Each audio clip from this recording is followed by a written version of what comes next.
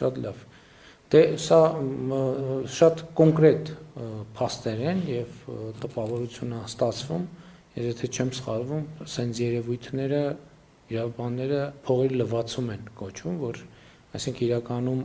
ոչ թե գործարք անելն է, աշխատանք անելն է, այլ շրջանառությունից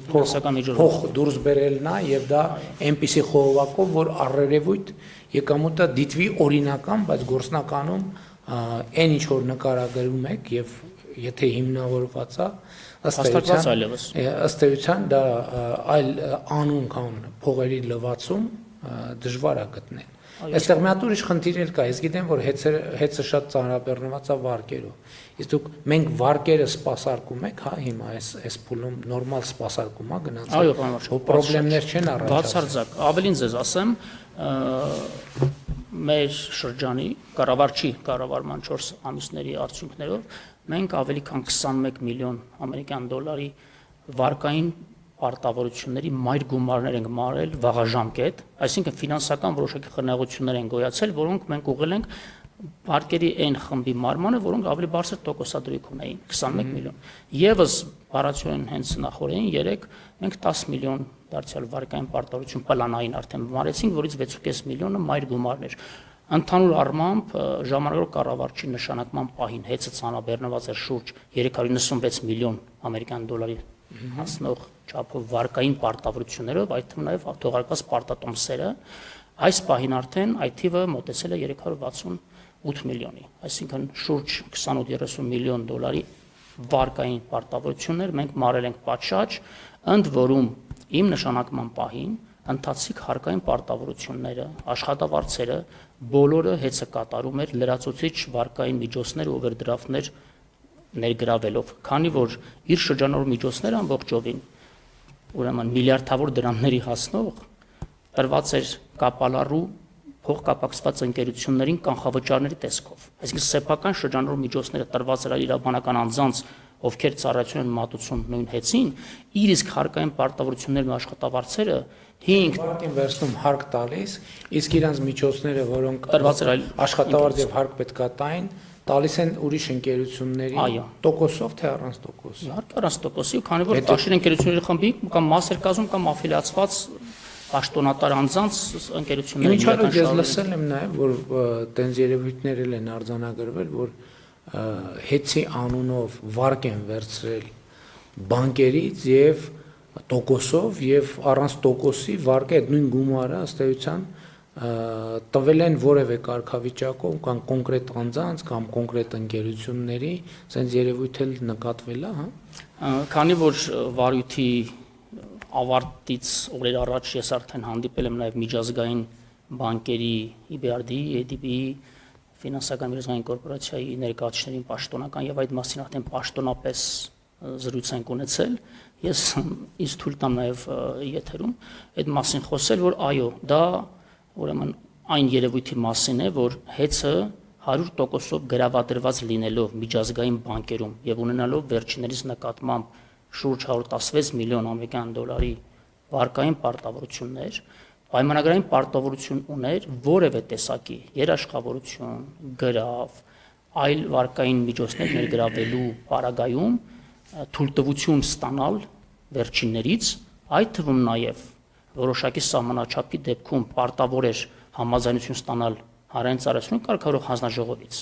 իսկ որոշակի սահմանաչափի նույնիսկ դեպքում օրենքի իմպերատիվ պահանջով նաև պարտավոր էր կառավարության համաձայնություն ստանալ։ Եվ ահա հեծի կառավարիչները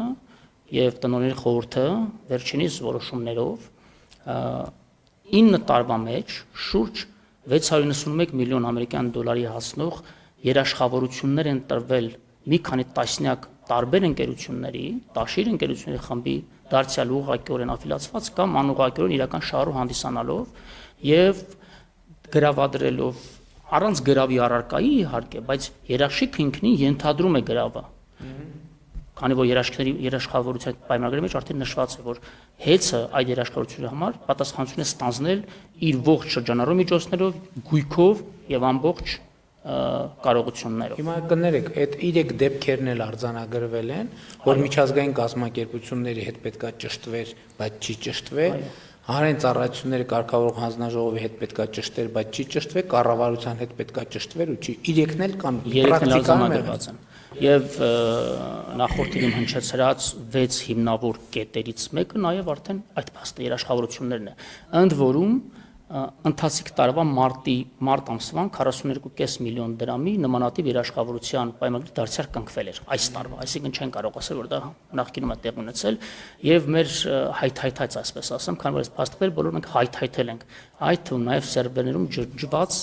տեղեկատվության վերականգնման արդյունքում ենք ձեռք բերել այս ամբողջ տվյալները, որովհետև գաղտնի են պահում մեզանից եւ իմ նշանակումից առաջ այդ բոլոր փաստաթղթերը նաեւ արխիվից վերացվել էր, պարզապես աղալու միջոցով վերացվել են։ Այդ բոլոր փաստերը դարձյալ այս այժմ քննության դարձել բանկային համակարգում չեն կարող չլինեն, որովհետև իրանցից դուք ճիշտ եք, ցավալին այն է պարզապես, որ տարեկան աուդիտը, որը պայման է նաև ՀՑԿ կողմից, տարեկան աուդիտի փաստաթղթերով էլ այդ տվյալները չէին անցնում եւ իրենք իսկ հեծը նաև իրենց իսկ կողմից պատվիրված եւ իրականացող աուդիտի տվյալներում էլ չեն ներառել այդ փաստերը եւ հունիսի 1-ի դրությամբ պարտավորությունը ֆիքսված է հստակ, որ պետք է ներ տվյալներ։ Անշուշտ ցանկացած ֆինանսական գործառնություն պիտի արտացոլվի աուդիտում։ Այսինքն տեղ չկա ասելու, որ հայեցողությունը կուզեին կարտացոլեին, չէին ուզի։ Բացարձակ չեն կարող նման բան պնդել եւ ավելին ասեմ այս տարվա հունիսի 1-ի դրությամբ, այսինքն վարույթը հարուցելուց ամսուկես առաջ այդ երաշխավորությունները 212 միլիոն դրամ էր կազմում։ Իմ նշանակումից օրեր անց, երբ այդ մասին արդեն իմ ուսումնասիրությունը վերահսկողության արդյունքում ձեռք բերված տվյալներ ստացա եւ խորամուխ եղանք փաստաթղթերի, այսպես ասած հայթայթմանը, իմ ունեցած հավաստի տվյալներով շուրջ 5 բանկերում ունեցած երաշխավորությունների զգալի մասը հրատապ կարգով մարվում են Տաշիր ընկերությունը խմբի սեփական տերի կողմից։ Այս պահի դրությամբ շուրջ 48 միլիոն դոլարի պարտավորություն է դեռևս արկա միայն մեկ բանկում։ Թեպետ մենք մյուս բանկերին եւս նաեւ այդ տվյալ բանկին պաշտոնապես հուլիս ամսվա վերջերից օգոստոսի սկզբին արդեն պաշտոնապես գրագրություններով խնդրել ենք մեզ տրամադրել հետի հետ ունեցած ողջ ֆինանսանյութական փոխպարտավորությունների պատկերը սկզբնական շրջանում տարակուսանքով եմ ասում բանկերը խուսափում են այդ մասին մեզ հետ խոսելուց որովհետեւ իրենք էլ վստահաբար հասկանում են որ հետի կողմից լրջագույն առերևույթ խախտումներ է տեղ ունեցել եւ վերջն արդյունքում հասանք դրան որ բանկերն իրենք արդեն մեզ պաշտոնապես պատասխանեցին որ քանի որ այդ գործառնությունները իրավակարգավորումից դուրս են մենք դրանք համարում ենք օրենքից դուրս եւ դրանք առողջին չեն այս պահին բանկերն իրենք խոստովանեցին բացառությամբ մի բանկի որ այդ այս պահին բանակցությունը շարունակվում է այսինքն իրանք ընդունեցին որ դե խնդրեմ կա եւ ասցին մենք այդ համարում ենք առողջ ընդունեցին եւ այդ փաստաթղթերը իսկ իմ ասած երևույթը այդ ձևով է արտահայտվել թե նաեւ եղել են որ փողը ֆիզիկապես վերցվել է ու կանխիկ թե